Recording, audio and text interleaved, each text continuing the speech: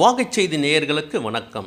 தமிழக சட்டசபையில் எதிர்க்கட்சியினர் எழுப்பிய கேள்விகளுக்கு முதல்வர் விஜய் பதிலளிக்கும் போது தினத்தந்தியில் வெளியான செய்தியை மேற்கோள் காட்டி தனது விளக்கத்தை அளித்தார்.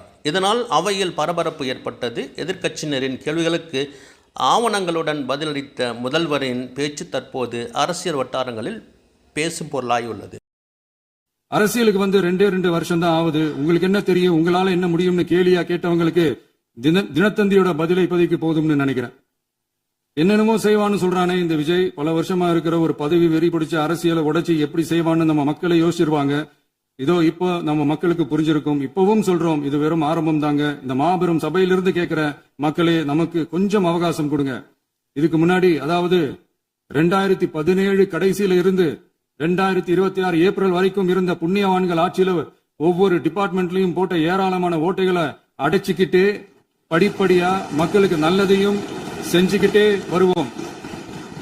அதனாலதான் நமக்கு எதிரா யாரோ சேரவே மாட்டாங்கன்னு நினைச்சவங்க எல்லாம் ஒன்னா சேர்றாங்க. நம்ம ஆட்சிக்கு டேட்டு குறிக்கிறாங்க.